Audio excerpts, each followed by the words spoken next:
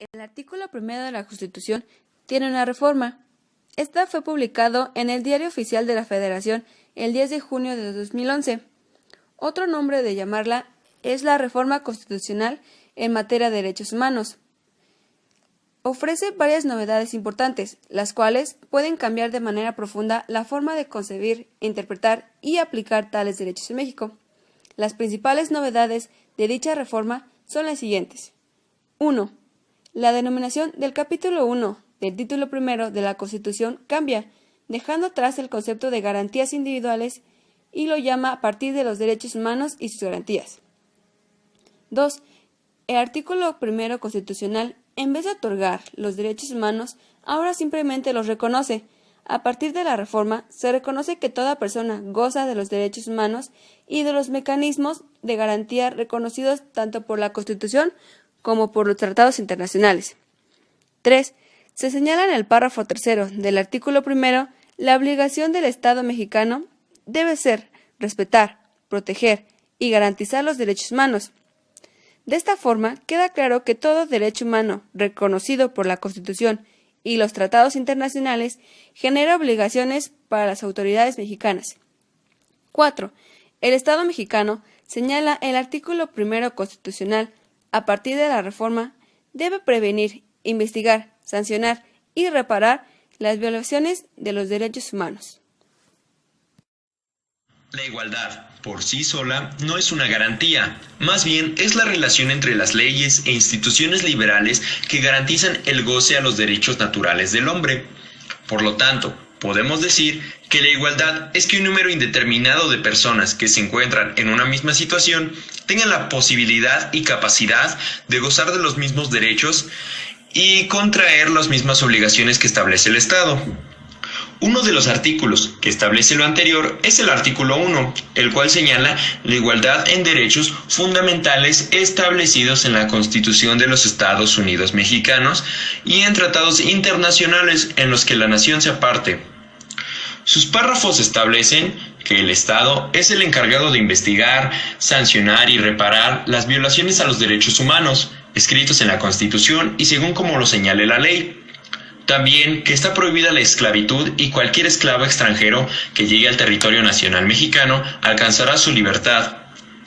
Y también que se prohíbe todo tipo de discriminación que atente los derechos humanos y libertades de los individuos de los Estados Unidos mexicanos.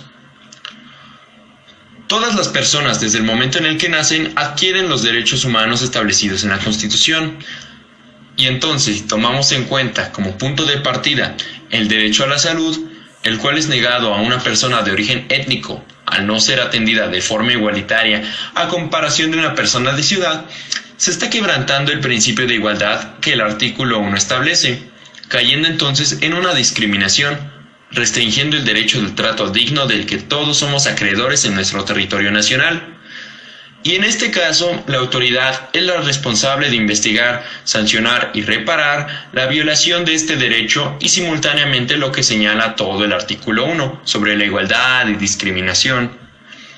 Y haciendo referencia al párrafo sobre la esclavitud, podemos ejemplificarlo a través de la trata de blancas, del cual es un caso en el que se presenta la esclavitud, ya que son privadas de sus derechos y obligadas a hacer trabajos sexuales, privándolos de su libertad.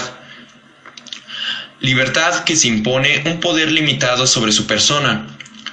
En otro caso, si alguna persona extranjera ingresa al territorio nacional, podrá gozar de libertad y protección de sus derechos, solo por el simple hecho de que la Constitución mexicana establece que está prohibida la esclavitud en cualquier persona.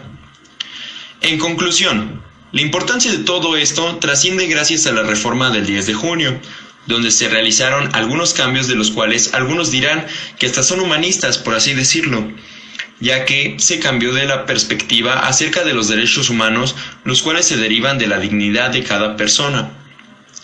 La simple condición de pertenecer a los Estados Unidos mexicanos nos otorga una serie de derechos y libertades que deben ser cuidados y respetados por todos sin distinción, aunque a pesar de no ser siempre respetados, nos otorgan grandes cosas como el derecho a la vida, la libertad, la seguridad de la persona o la protección ante la discriminación, entre otros.